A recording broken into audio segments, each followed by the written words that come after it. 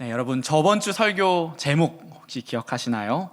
하나님이 진노하시다. 네, 맞습니다. 하나님이 진노하시다. 하나님의 진노에 대해 우리가 말씀을 나눴습니다.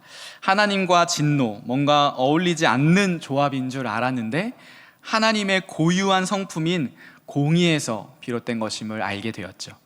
그리고 오늘은 하나님의 심판에 대한 말씀입니다. 하나님이 심판하시다. 하나님이 심판하시다. 하나님과 심판은 어울리는 조합인가요? 여러분은 어떻게 생각해 왔습니까?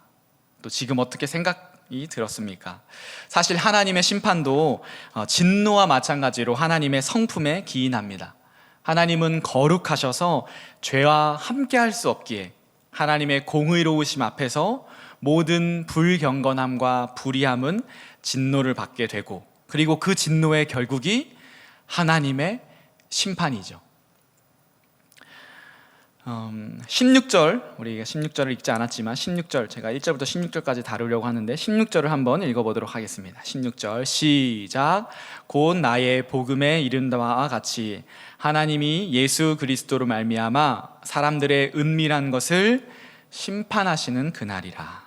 최후의 심판, 하나님 앞에 서는 그날, 우리 모두는 그날을 준비하고 살아야 하는데 이것이 성경이 우리에게 주시는 진리의 말씀입니다. 심판. 히브리서 9장 27절입니다. 한 번 죽는 것은 사람에게 정해진 것이요 그 후에는 심판이 있으리니. 그렇습니다. 죽는 것은 인간의 숙명이고, 그리고 죽음 이후에 심판이 있는 것도 성경이 말하는 진리입니다. 그렇기에 이 심판을 여러분 알아야 합니다.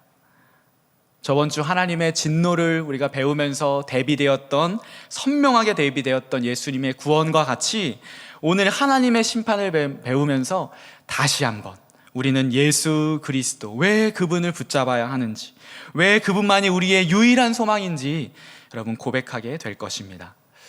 말씀을 준비하며 기도하는 한 가지, 늘 기도하는 것이 있습니다. 하나님, 저의 부족한 말투와 또 준비로 이 소중한 그 말씀이 가려지지 않고 우리 청년들 한 명 한 명이 이 말씀 앞에 온전하게 서게 하셔서 복음의 이 진수를 발견하게 하여 달라는 그 기도, 그렇게 기도하며 저는 준비하는데요. 여러분 오후 시간에 졸릴 수도 있고, 또 혹은 이 시간이 여러분이 어떻게 느낄지 모르지만 지루할 수도 있겠지만 우리 눈을 똑바로 뜨고 귀를 쫑긋 우리 세워서 오늘 이 말씀에 집중하면 좋겠습니다. 우리 졸린 지체가 있다면 필기를 해도 좋으니까 함께 이 말씀에 집중하면 좋겠습니다. 첫 번째, 우리 하나님이 심판하시다 첫 번째입니다. 세 가지로 얘기할 텐데 첫 번째 같이 한번 대지를 읽어보겠습니다. 시작. 하나님의 심판은 보편적이다. 오늘 본문은 하나님의 심판의 보편성에 대해서 말하고 있습니다. 보편적이라는 말은 그 어떤 사람도 하나님의 심판을 비껴갈 수 없다라고 하는 것이죠. 우리 모두가, 아니 모든 인류가 하나님의 심판을 받아야 한다고 성경은 말하고 있습니다. 이것을 논증하기 위해 사도 바울은 로마서 2장을 시작하며 주의를 환기시키고 있습니다. 1장 32절, 2장 1절의 전절인데 이전절인데 1장 32절과 2장 1절을 이어서 읽어보며 우리 노란색 글씨에 한번 집중해서 한번 보도록 하겠습니다. 32절 1절 이어서 읽겠습니다. 시작. 그들이 이 같은 일을 행하는 자는 사형에 해당한다고 하나님께서 정하심을 알고도 자기들만 행할 뿐 아니라 또한 그런 일을 행하는 자들을 옳다 하느니라. 여기서 그 강조는요, 32절 첫 번째 그들이입니다. 그들이. 자, 1절 넘어가겠습니다. 1절 시작. 그러므로 1절 2장 1절 시작. 그러므로 남을 판단하는 사람아, 누구를 막론하고 내가 핑계하지 못할 것은 남을 판단하는 것으로 내가 너를 정죄함이니 판단하는 내가 같은 일을 행함이니라. 여러분 발견하셨나요? 어떤 차이죠? 인칭의 변화입니다. 인칭의 변화. 3인칭 복수, 대의라고 하는 이 3인칭 복수에서 2장 1절로 넘어오면서 2인칭 단수, 너라고 이렇게 변화를 준 것이죠. 왜 이렇게 변화를 주었을까요? 또 그 변화를 준 그 효과는 무엇일까요? 1절에서 너라고 말하는 그 너가 누구인지 보면 알 수 있는데요, 1절의 그 너는 바로 사람들을, 남을 판단하는 사람입니다. 판단하고 그 사람을 정죄하고, 정죄한다는 것은 이제 단죄한다는 말이죠. 단죄하는 사람입니다. 사도는 여기에서 인류를 두 부류로 나누고 있는 것입니다. 자기가 죄인임을 시인하는 사람과 나는 죄인이 아니고 그들이 죄인이라고 여기는 사람, 이렇게 딱 두 부류로만 나눈 거예요. 나는 죄인이라고 고백하는 사람과 나는 아니고 그들이 죄인이야 라고 말하는 사람. 1장 18절에서 32절까지 하나님의 진노를 마땅히 받아야 하는 죄들, 불경과 불의함을 쭉 나열하였지만 나는 그런 사람 아니지. 아휴, 살았다. 나는 성적으로 타락하지 않았잖아. 나는 사기도, 살인도, 부모를 거역하지도, 무정하지도 않은 사람이잖아. 그들 이야기지, 그들 이야기. 맞아, 그렇긴 해. 어떻게 그런 자들과 나를 한데 묶을 수 있어? 이건 좀 억울하지. 살인하고 성폭행하고 그런 자들이 어떻게 하나님의 진노를 받아야지, 나는 그 정도는 아니잖아 라고 하는 그들. 한마디로 그들은 하나님의 심판을 본인은 피할 줄 아는 사람에게 말하는 것입니다. 그런데 주님께서 이렇게 말씀하시죠. 3절입니다. 성경은 이렇게 얘기합니다. 3절 시작. 이런 일을 행하는 자를 판단하고도 같은 일을 행하는 사람아, 내가 하나님의 심판을 피할 줄로 생각하느냐. 피할 수 있다고 했나요? 없다고 했나요? 어떤 말이죠? 피할 수 없다. 절대로 피할 수 없다. 결코 피할 수 없다라고 말하고 있는 것입니다. 어떻습니까? 여러분 어떻게 생각합니까? 공정하지 않다고 생각하시나요? 죄도 죄 나름이지, 죄의 질이 다른데 어떻게 살인자에게 주는 심판과 그래도 그럭저럭 도덕적인 사람에게 주는 심판이 같을 수 있어? 이건 아니잖아. 여러분도 그렇게 생각하십니까? 제가 저번 주랑 이어서 계속 하는데 실제로 이 질문 역시 여러분이 신앙생활 하면서 가졌던 질문 중에 하나일 것이고요. 많은 불신자 친구들이 여러분들의 그 신앙을 공격하기 위하여서 하는 질문 유형 중 하나였을 것입니다. 친절하게 사도 바울은 이에 대해 근거를 댑니다. 그런 자들도 왜 하나님의 심판을 피할 수 없는가? 첫째, 1절에는 그렇게 남을 판단하고 정죄하는 사람도 결국 행동하는 것은 똑같기 때문에. 둘째로는 4절에 보면 그런 사람들은 하나님을 무시하고 멸시하기 때문에. 하나님이 자비로우셔서 지금 심판의 때를 기다리고 계신 건데, 참고 계신 건데 그것을 멸시하고 무시하기 때문에 잘못된 것이고요. 세 번째로는 5절에 보면 그들의 고집, 회개하지 않음 때문에 그들은 심판을 피할 수 없다고 사도 바울은 얘기하고 있습니다. 이것은 여러분들이 사실 말씀을 읽고 묵상하고 필사하면서 찾아볼 수 있는 부분이었어요. 그리고 또 한 가지, 이 한 가지는 우리가 한 번 더 생각해 봐야, 꼭 기억해야 하는 한 가지입니다. 제일 중요한 것, 하나님 앞에서의 우리가 왜 그 어떤 사람도 심판을 비껴갈 수 없는지의 모습을 2장 1절에서 말하고 있습니다. 1절 우리 한 번만 다시 읽어보겠습니다. 시작. 그러므로 남을 판단하는 사람아, 누구를 막론하고 내가 핑계하지 못할 것은 남을 판단하는 것으로 내가 너를 정죄함이니 판단하는 네가 같은 일을 행함이니라. 판단하는 애 이렇게 색칠을 했죠. 이것이 제일 큰 하나님 앞에서의 심판받아야 할 모습이기 때문입니다. 왜일까요? 이것이 바로 더 신, 제가 예전에 한번 설교한 적이 있는데요, 근원적인 죄이기 때문이에요. 이것이 왜 근원적인 죄입니까? 우리 결론부터 말한다면 판단의 주체, 판단의 기준이 바로 나이기 때문이에요. 내가 하나님이 되어 판단하고 정죄하기 때문에. 판단과 정죄는 오직 하나님만 하시는 것인데 내가 기준이 되었기 때문이죠. 우리 아담과 하와 이야기로 잠시만 다녀옵시다. 아담과 하와가 무엇을 따서 먹었습니까? 바로 에덴 동산 중앙의 나무, 선악을 알게 하는 나무입니다. 창세기 2장 17절입니다. 선악을 알게 하는 나무의 열매는 먹지 말라. 하나님께서 말씀하시죠. 네가 먹는 날에는 반드시 죽으리라 하시니라. 3장 5절. 너희가 그것을 먹는 날에는 너희 눈이 밝아져 하나님과 같이 되어 선악을 알 줄 하나님이 아심이니라. 이렇게 경고하셨죠. 그런데 그들은 이것을, 아담과 하와는 먹었습니다. 그 말은 무엇입니까? 하나님과 같이 돼요. 하나님이 되고 싶은, 하나님이 되어서 선과 악을 관장하고 싶은 그 욕망 때문에 선악과를 먹은 것입니다. 그것이 근원적인 죄인 것이죠. 그로 인해 반드시 죽으리라는 하나님의 말씀이 이루어진 것입니다. 그래서 그 어떤 도덕적인 사람도, 이를테면 마더 테레사 수녀님도, 자기의 전 재산을 팔아 어려운 사람을 도와주는 사람도, 정결하고 순결하게 산다고 말하는 그 어떤 사람도 그렇기에 하나님의 심판을 받게 되며 이것이 하나님의 심판의 보편성이라는 것입니다. 왜?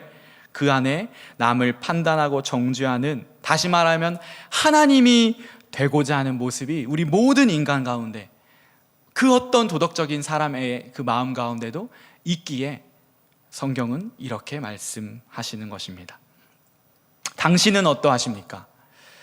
저번 주 하나님의 진노의 그 말씀을 통하여서 마음 깊이 자백하는 그런 마음을 가진 지체도 있었겠지만, 나는 저 정도는 아닌데 했던 지체가 있었다면 오늘 이 말씀 앞에 여러분 엎드려져야 합니다. 극악무도한 살인자가 어떻게 예수만 믿으면 천국 갈 수 있냐고 하는 우리 안에 그 숨은 의도, 저 일본 놈들을 왜 우리가 구태여 전도해야 하냐는 그 숨은 의도, 그 속에 뭐가 있다고요? 더 신, 내가 심판받을 사람, 구원받을 사람을 내가 정하고 내가 그것을 판단하는 그 죄성이 있기 때문입니다. 우리는 하루에도 수십 번 남을 판단하고 정죄하고 멸시하고 살인합니다. 비록 말과 행동으로 나오지 않더라도 말이죠. 그런 자에게 주님이 말씀하십니다. 내가 하나님의 심판을 피할 줄로 생각하느냐? 절대로 이 근원적인 죄성을 가진 나에게 결코 우리는 하나님의 심판을 피해갈 수 없습니다. 기억하십시오. 하나님의 심판은 그 누구도 피해갈 수 없는 보편적 심판입니다. 두 번째입니다. 우리 두 번째 대지 한번 읽어보도록 하겠습니다. 두 번째 대지 시작. 하나님의 심판은 공정하다. 하나님의 심판은 보편적이고 그리고 공정합니다. 이 모든 사람을 심판하시는 하나님의 심판의 기준은 무엇일까요? 우리 6절을 읽어보겠습니다. 우리 6절 읽지 않았는데 한번 천천히 읽어보겠습니다. 시작. 하나님께서 각 사람에게 그 행한 대로 보응 심판하시되. 행한 대로. 이 부분 여러분 7월 달에 또 8월 달에 묵상하고 필사하면서 어떻게 생각하셨나요? 행한 대로 심판하신다고? 그러면 선한 행동을 해야 심판날에 우리가 구원받는다는 말이잖아. 그렇죠? 믿음으로 구원받는 게 아니라 행함으로 구원받는 건가? 내가 알고 있는 것이 잘못된 건가? 혹시 이런 의문이 들었던 지체들, 그리고 지금이라도 그런 의문이 드는 지체가 있다면 오늘 꼭 이 말씀을 들어야 합니다. 자, 성경 몇 가지 구절을 한번 찾아 읽어봅시다. 로마서 3장 28절입니다. 찾아서 읽어보겠습니다. 시작. 그러므로 사람이 의롭다 하심을 얻는 것은 율법의 행위에 있지 않고 믿음으로 되는 줄 우리가 인정하노라. 분명히 행위가 아닌 믿음으로 의롭다, 구원받는다고 말했습니다. 5장 1절 로마서 시작. 그러므로 우리가 믿음으로 의롭다 하심을 받았으니 우리 주 예수 그리스도로 말미암아 하나님과 화평을 누리자. 여기에서도 믿음으로이죠. 이제 이렇게 두 가지 근거를 댔습니다. 이제 다음 두 가지는 이렇게 말씀합니다. 야고보서입니다. 2장 24절 천천히 시작. 이로 보건대 사람이 행함으로 의롭다 하심을 받고 믿음으로만은 아니니라. 어떤가요? 야고보서에서는 행함으로 의롭다 하심을 받고 믿음으로만은 아니라고 했죠. 이제 예수님이 하신 말씀은 어떤지 봅시다. 마태복음 7장 21절 천천히 시작. 나더러 주여 주여 하는 자마다 다 천국에 들어갈 것이 아니요 다만 하늘에 계신 내 아버지의 뜻대로 행하는 자라야 들어가리라. 행하는 자라야. 네, 여러분 어떻습니까? 여기에서는 믿음이라고 말하고 여기에서는 행함이라고 말하고 있죠. 어떻게 이해해야 할까요? 조금 더 설명을 드리자면 우리 로마 가톨릭 성당에서는 이 로마서 2장 6절의 말씀을 그대로 받아들여서 행한 대로 보응받는다고 생각합니다. 그래서 믿음 플러스 우리의 선행이 필요하다고 가르칩니다. 그래서 신자가 된 이후에 우리의 선한 행위, 그 행위까지 다 하나님의 심판대 앞에서 잘잘못을 따진 후에 합격을 해야 천국에 들어갈 수 있다고 가르칩니다. 그리고 만약 불합격되면 어떻게 할까요? 불합격되면 어떻게 하죠? 천국에 못 가는 거죠. 근데 어떻게 해요? 이미 죽었는데. 그 선행을 할 수가 없잖아요. 선행의 그 합격점을 통과해야 하는데 그걸 할 수 이미 죽어서 하나님의 심판대 앞에 서니까. 그럼 어떻게 하죠? 그의 후손들, 그 믿는 자의 후손들이 기도하고 헌금하면 그 기도와 헌금의 땡그랑 소리를 듣고 연옥, 그래서 연옥 교리가 나오는 거예요. 천국에 가기 전 중간 형태의 어떤 곳, 가톨릭에서는 연옥에서 그 사람이 천국으로 옮겨진다라고 하는 것이죠. 이게 무슨 말인지 혹시 아시나요? 이것이 그 유명한 면죄부입니다. 성 베드로 성당을 만들 때에 너희들의 헌금의 땡그랑 소리를 듣고 하나님께서 연옥에 있는 너의 조상들의 죄를, 더 정확히는 죄가 아니라 벌을, 면벌부인데 벌을 면하게 하신다라고 하는 거죠. 이것이 로마 가톨릭의 교리입니다. 그렇기 때문에 오늘 로마서 2장 6절은 가톨릭과 개신교를 가르는 분수령이 되는 말씀이기도 합니다. 결론부터 말하면 오늘 이 본문은 행위로 구원받는 것을 말하는 것이 아니라, 잘 들으세요, 행위로 구원받는 것을 말하는 것이 아니라 행위로 심판받는 것을 말하는 것입니다. 행위 구원이 아닌 행위 심판을 말씀하신 것이고, 행위대로 심판받는다는 것은 성경이 말씀하시는 거죠. 고린도후서 5장 10절입니다. 고린도후서 5장 10절 제가 읽어볼게요. 이는 우리가 다 반드시 그리스도의 심판대 앞에 나타나게 되어 각각 선악간에 그 몸으로 행한 것을 따라 받으려 함이라. 뭘 받아요? 심판을 받으려 함이라. 우리는 우리 각자가 행한 대로 하나님 앞에서 심판을 받을 것입니다. 이것이 하나님의 심판의 공정한 기준입니다. 예수 믿는 사람도 믿지 않는 사람도 하나님 앞에, 하나님의 그 심판대 앞에 서는 것이죠. 혹시 여러분 중에 나는 예수 믿으니까 그 심판대 앞에 서지 않을 거야 라고 생각한다면 잘못된, 틀린 교리를 지금 알고 있는 거예요. 우리 모두가 하나님 앞에 섭니다. 그것이 첫 번째 대지였잖아요. 하나님의 심판대 앞에 모든 사람이 서야 하고, 그 심판대 앞에서 내 모든 삶을 하나님께서 낱낱이 드러내 보이십니다. 사람들과의 관계 속에서, 직장 생활하면서, 가정 안에서, 그리고 혼자 있을 때 우리의 부정직함과 불의함과, 로마서 1장의 죄의 목록으로 따지면 추악과 탐욕과 악의와 시기와 살인과 분쟁과 사기와 악독과, 그리고 이런 눈에 보이는 것을 포함해 무엇까지? 우리의 중심을 아시는 그 주님께서 우리의 마음, 생각까지. 그래서 단지 눈에 드러나 있는 보이는 행위만이 아니라 내 안에 그 탐욕과 음란함과 남을 미워하는 것, 정죄했던 내 속의 모든 것까지 하나님의 최후의 심판대 앞에서 우리 모두는 드러날 것입니다. 여러분, 그렇다면 어떻게 해야 할까요? 그 누구도 하나님의 심판대 앞에서 심판을 피할 수 없습니다. 우리 모두 지옥행입니다. 지옥행. 저번 주 설교의 부제가 아수라장이었다면 오늘 설교의 부제는 구제불능입니다. 아무도 탈출할 수 없고 누구도 우리를 구출할 수 없습니다. 모두가 이 심판대 앞에서 하나님의 공정한 기준에 통과하는 사람이 없기 때문입니다. 로마서 2장 13절입니다. 로마서 2장 13절 시작. 하나님 앞에서는 율법을 듣는 자가 의인이 아니요 오직 율법을 행하는 자라야 의롭다 하심을 얻으리니.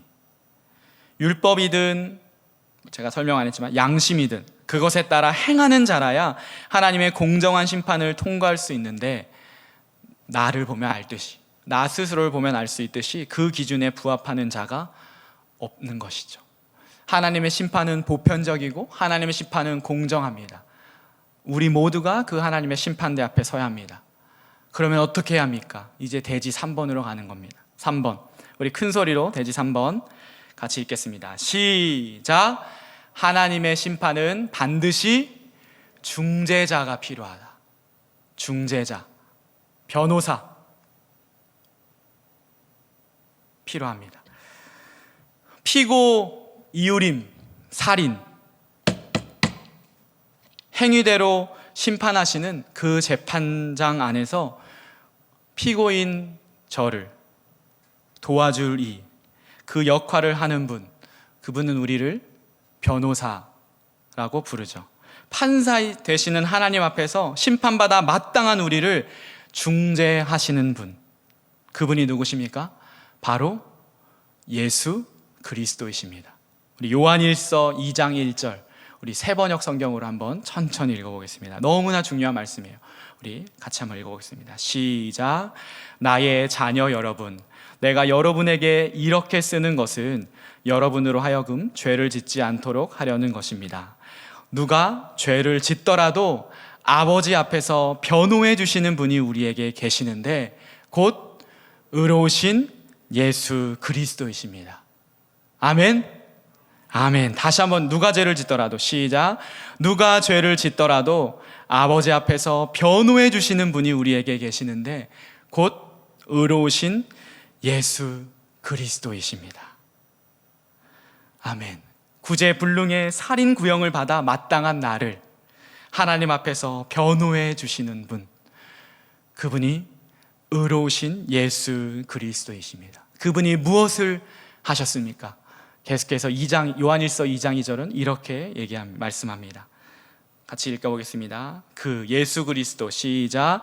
그 예수 그리스도는 우리 죄를 위한 화목 제물이시니 우리 죄만 위한 것이 아니라 온 세상을 위한 것입니다.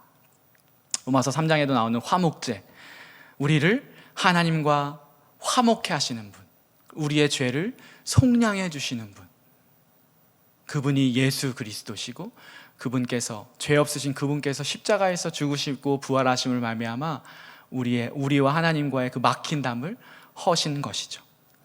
그 재판장 안에서 우리를 변호해 주시는 것입니다. 조금 더 설명하자면, 물론 예수님만 우리를 변호해 주시는 것이 아니라 삼위 하나님, 성부, 성자, 성령 하나님 모두가 우리를 변호하십니다.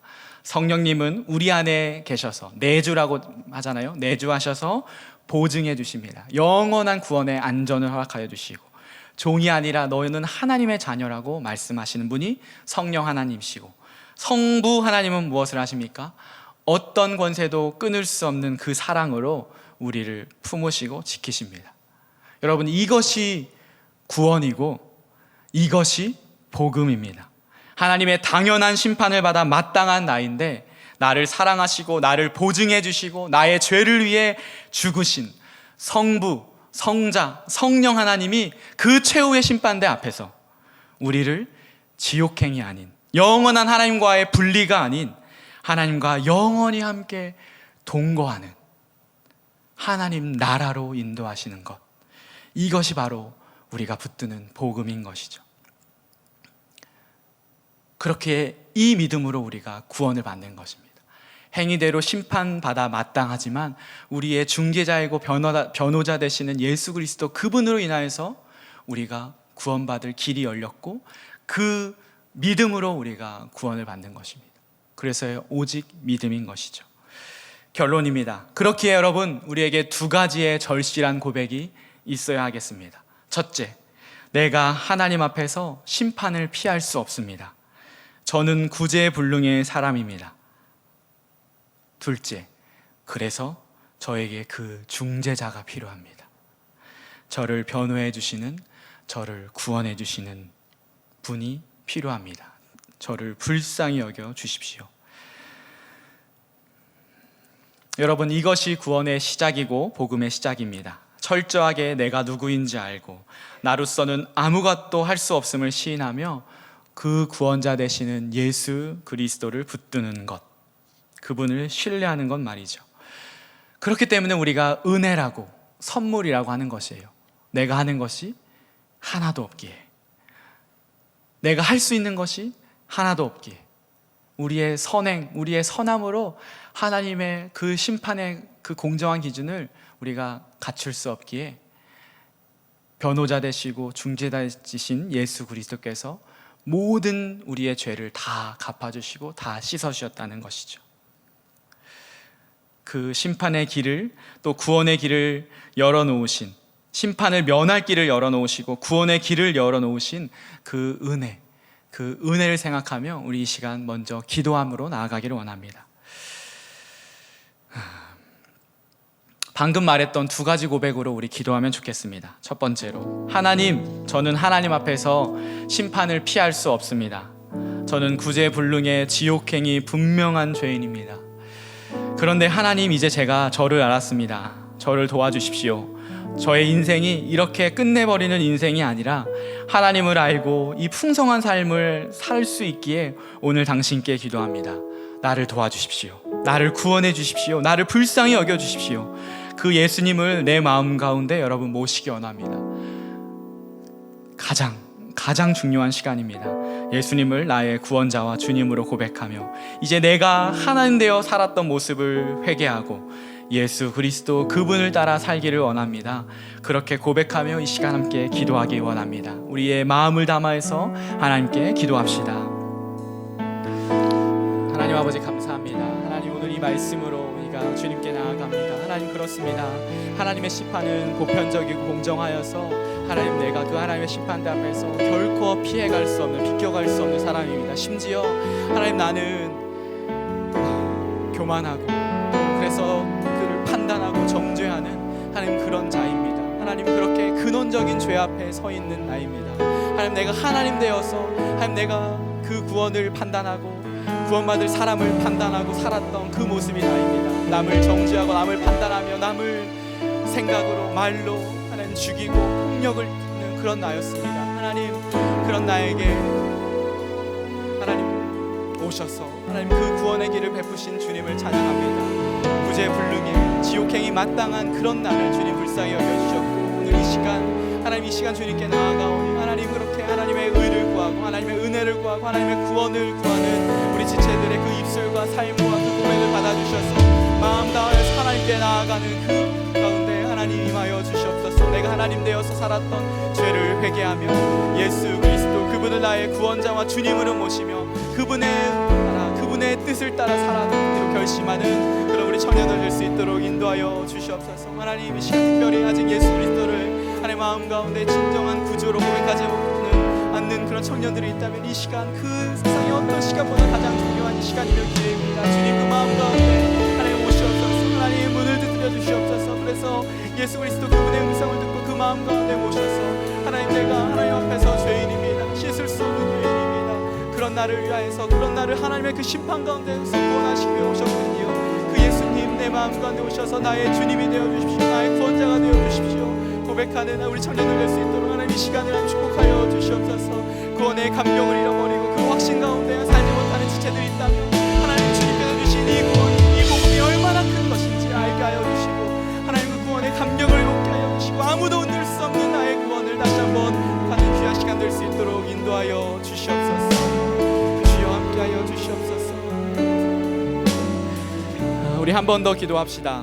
로마서에서 사도 바울은 복음을 이야기한다고 하면서 하나님의 진노 그리고 하나님의 심판을 이야기하고 있습니다. 그리고 이것이 3장까지 계속됩니다. 왜일까요? 정확하게 진단이 나와야 치료할 수 있기 때문입니다. 내가 의인이라고 하는 사람에게는 예수님이 필요하지 않습니다. 내가 불치병 환자임을 아는 사람만 치료자 되시는 예수님을 찾게 되는 것이죠. 우리 다시 한번 기도할 때에 하나님의 진노와 이 심판을 통하여서 더욱 복음을 선명하게 알게 하시고 매주 이 복음이 선포될 때마다 내 삶이 변화되고 내 심령이 변화되는 역사가 있게 하여 주시고 우리 공동체에 그 역사가 있게 해달라고 기도하기를 원합니다. 그래서 내 삶에 온전히 주님만 높여지고 주님께만 영광 돌리는 삶 주님 살게 하여 주십시오. 함께 다시 한번 기도합시다. 하나님, 그래서 우리가 기도합니다. 하나님, 그렇습니다. 하나님 사도는 하나님 이 복음을 얘기하면서 먼저 하나님의 진노에 대해서, 하나님의 심판에 대해서 얘기합니다. 하나님의 은혜와 하나님의 사랑과 하나님의 긍휼과 하나님의 높음을 이야기한 것이 아니라 우리가 하나님의 진노를 받기에 마땅한 자이며 우리가 하나님의 심판을 받기에 마땅한 자임을 하나님 이야기하고 있습니다. 왜입니까? 하나님, 내가 그런 자인데, 내가 그렇게 구제불능의 자이고 아수라장 같은 이 세상 가운데 살아야 할 사람인데, 하나님께서 정말 하나님의 그 의를 나타내셔서 하나밖에 없는 아들을 보내시고 그 아들의 죽으심과 부활로 말미암아 이 복음을 우리에게 주셨기 때문입니다. 하나님, 내가 죄인입니다. 하나님, 내가 죄인입니다. 하나님 앞에서 설 수 없는 죄인입니다. 하나님, 이 고백이 터져나오게 하여 주시옵소서. 하나님, 의인에게는 하나님 의사가 필요 없습니다. 하나님, 건강한 자에게는 의사가 필요 없습니다.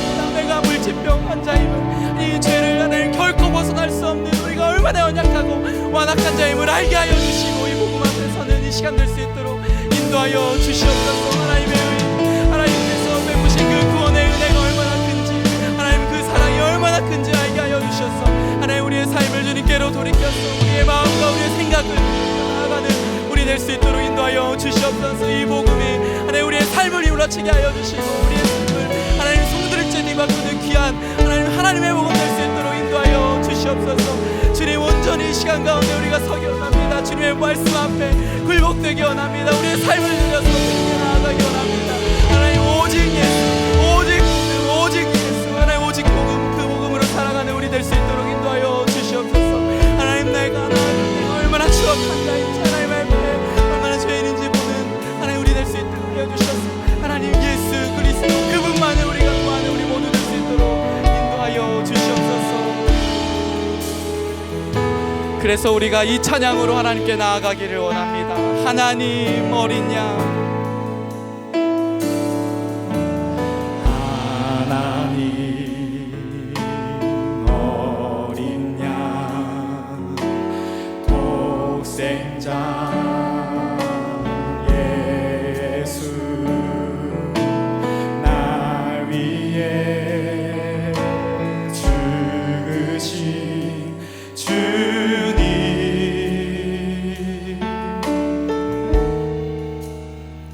주 흘리신 그 보혈이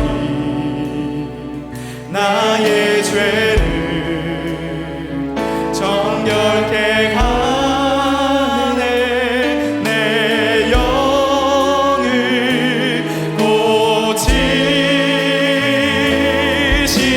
고치시네.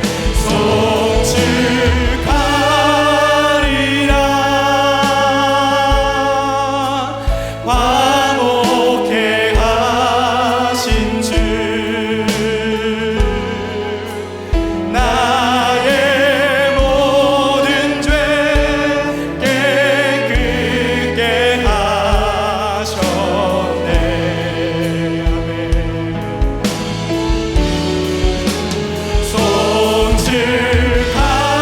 송축하리라. 귀하신 어린 양, 모두 절하고 모두 외치리라. 우리 처음부터 다시 고백합니다. 하나님 어린 양, 하나님 어린 양, 독생자 예수, 날 위해 죽으신 주님. 우리 같이 고백합니다. 주 흘리신 그 보혈이 나의 죄를 정결케 하네.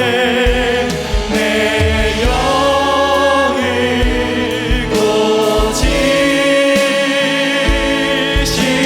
고치시네. 송축하리라.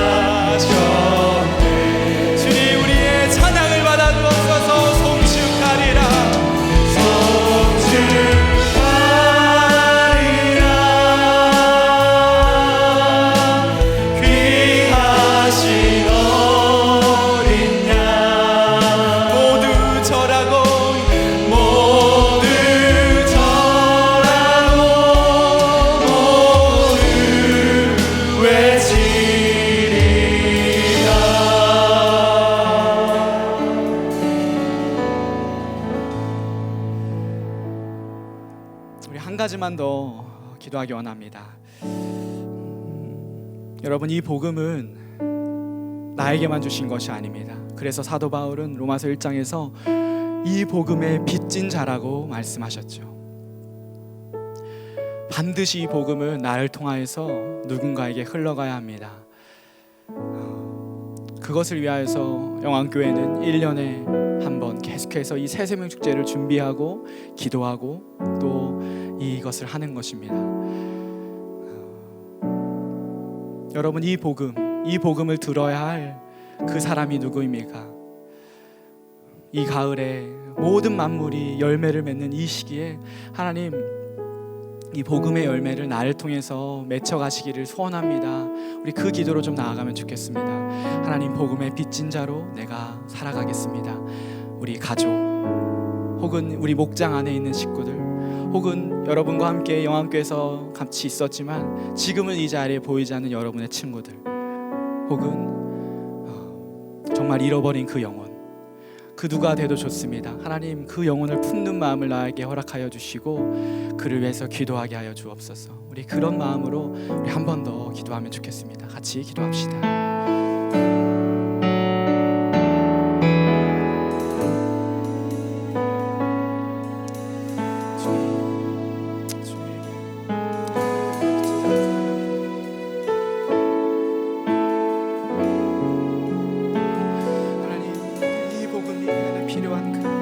친구에게, 우리의 가족에게, 우리의 부모에게, 우리 형제에게 하나님 이 복음을 전하기를 원합니다.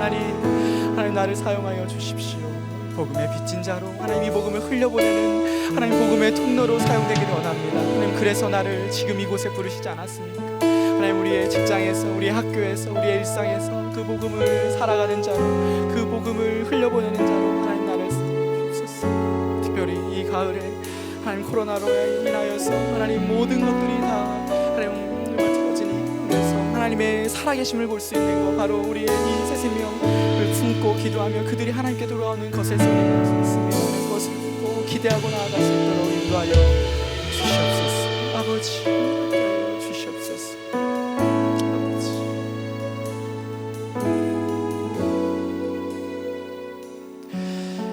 하나님 감사합니다.